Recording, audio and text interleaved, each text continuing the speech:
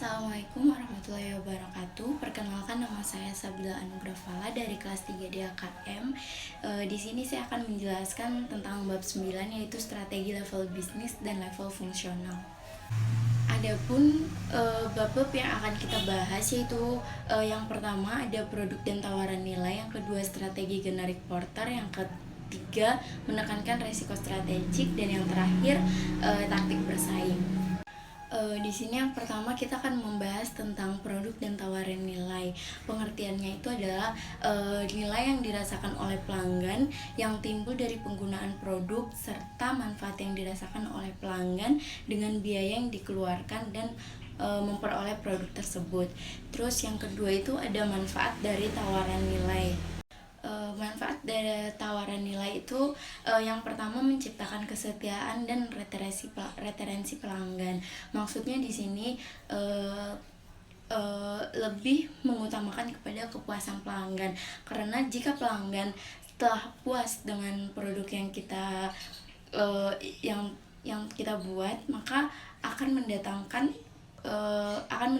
pelanggan-pelanggan yang lain. Contohnya kayak pelanggan yang satu sudah puas, jadi karena dia mendengar kepuasan dari salah satu pelanggan tersebut, maka pelanggan yang lain ikut tertarik, seperti itu. Terus yang kedua, menumbuhkan pangsa pasar.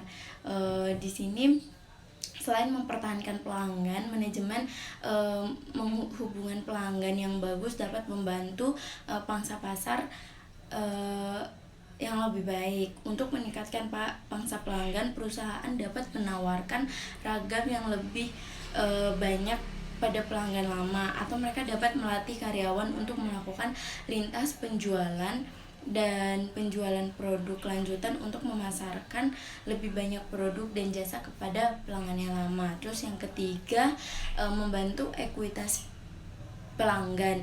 Tujuan akhir manajemen hubungan pelanggan adalah menghasilkan ekuitas pelanggan yang tinggi. Ekuitas pelanggan itu adalah gabungan nilai seumur hidup pelanggan dari semua pelanggan perusahaan. Ekuitas pelanggan bisa menjadi ukuran kinerja perusahaan yang lebih baik daripada penjualan terbaru atau pangsa pasar. Di sini yang ketiga, strategi membangun tawaran nilai. Yang pertama itu adalah memahami pelanggan. Salah satu tugas pembisnis adalah memahami dan memenuhi kebutuhan pelanggan, serta harus bisa membaca karakteristik dari pelanggan tersebut. Terus yang kedua itu ada peluang. Ini melibatkan menemukan kebutuhan atau keinginan yang ada di pasar yang tidak terpenuhi, dan bahwa perusahaan itu memiliki kemampuan untuk melakukan atau memenuhi yang pelanggan butuhkan. Semakin banyak peluang yang bisa kita lakukan, maka semakin banyak juga pelanggan yang tertarik.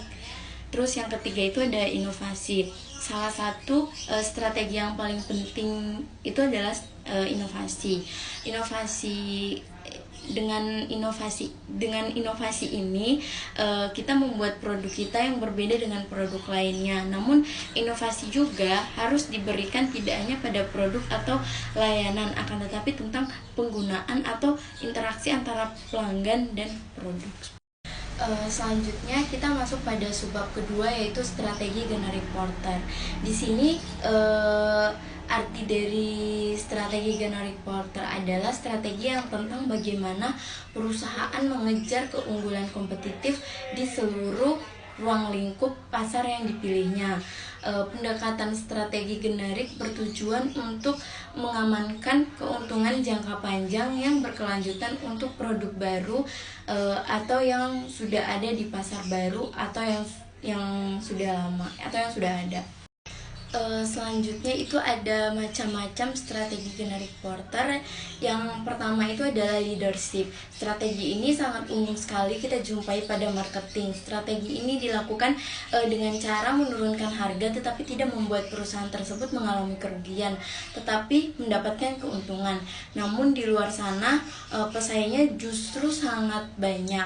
Namun produk yang standarisasi secara relatif dan fitur yang dapat diterima oleh banyak pelanggan. Terus yang kedua itu ada diferensiasi, yaitu dalam strategi ini yang paling digunakan ada inovasi dan kreatif kita. Karena dari inovasi yang sangat cepat kita akan menghasilkan produk yang berbeda dengan produk lainnya, atau dalam kata lain produk kita memiliki keistimewaan dari produk lainnya yang harus lebih berkualitas. Namun pelayanan dan pelanggan juga sangat diperhatikan. Terus yang ketiga itu ada fokus. Dalam strategi ini yang paling penting adalah membangun brand loyalty. Dan yang ketiga itu ada fokus. Dalam strategi ini yang paling penting adalah membangun brand loyalty pada customer, dan tetaplah fokus pada pangsa pasar yang sangat khusus, karena jika kita memiliki produk yang terlalu umum, maka kemungkinan kita akan kalah saing dengan produk yang mengedepankan leadership atau diferensiasi. Terus yang ketiga ada keuntungan strategi generik. Di sini keuntungan strategi generik yang pertama itu ada strategi leadership. Keuntungannya adalah pembisnis dapat memimpin industri dengan biaya produk yang rendah, sehingga dapat menghasilkan margin keuntungan yang tinggi dan meningkatkan pangsa pasar. Di atas itu yang kedua itu ada keuntungan dari penggunaan strategi generik berupa diferensiasi, yaitu pembisnis didorong untuk melakukan inovasi secara berkala terhadap produk atau yang ditawarkan kepada konsumen. Terus yang ketiga itu ada strategi fokus, digunakan untuk membangun keunggulan bersaing dalam suatu segmen pasar yang lebih sempit. Strategi jenis ini ditunjukkan untuk melayani kebutuhan konsumen yang jumlahnya relatif kecil dan pengambilan keputusannya untuk membeli relatif kecil, tidak dipengaruhi oleh harga. Lalu yang ketiga itu ada bab yang ketiga itu penekanan risiko strategik. Di sini yang pertama itu ada leadership. Perusahaan akan merasa kesulitan dalam menunjukkan aktivitas rantai nilai, primer, dan fungsi pendukung dengan cara yang mengharuskan perusahaan untuk memproduksi barang yang relatif tidak mahal dan dengan tingkat referensi yang menciptakan nilai bagi pelanggan yang dituju.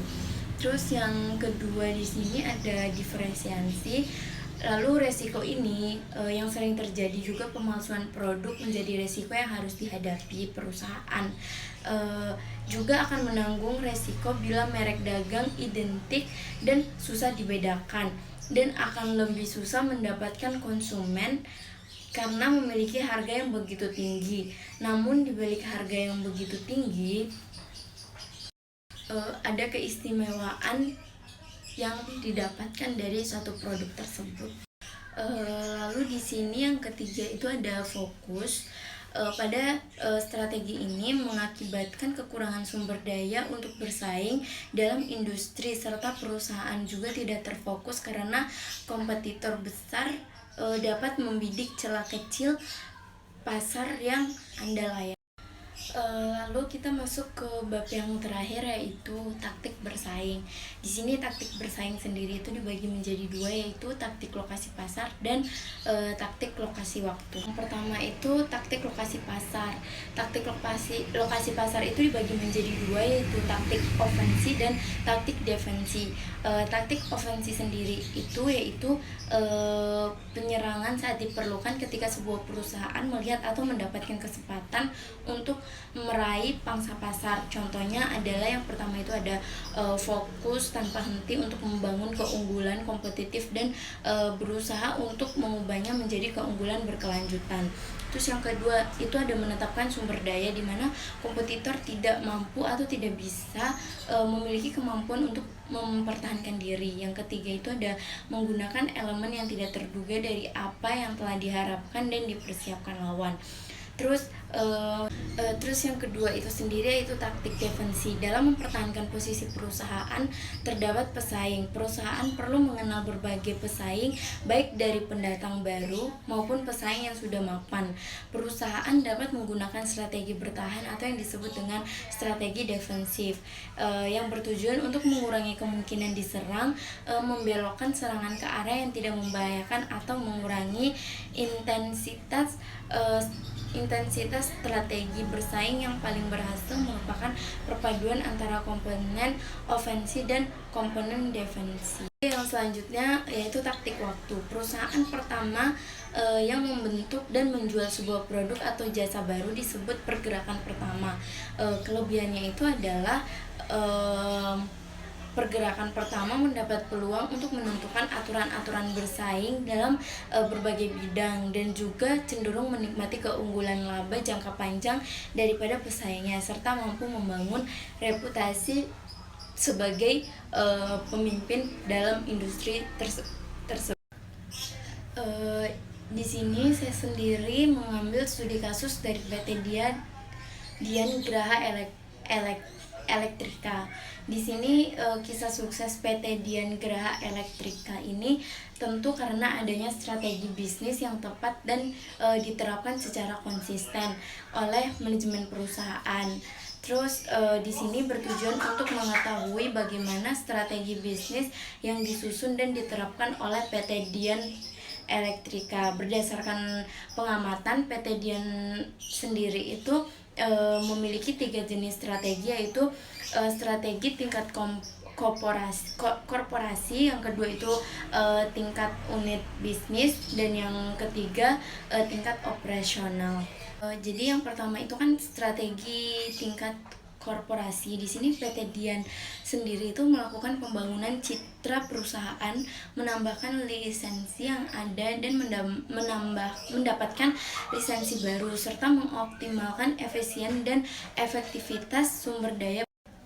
Lalu yang kedua itu pada strategi level unit bisnis. Di sini PT Dian sendiri melakukan peningkatan kualitas produk dan operasi, meningkatkan intensitas dan efektivitas kegiatan pemasaran. Terus menerapkan budaya kerja dan disiplin karyawan.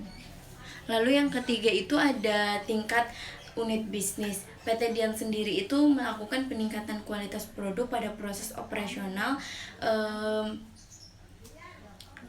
dan kualitas waktu pengiriman dan layanan sistem peralatan, membangun loyalitas pelanggan, pengembangan produk, layanan, dan segmentasi pasar dan positioning produk, serta menciptakan kemitraan strategis untuk produk atau jasa bundling.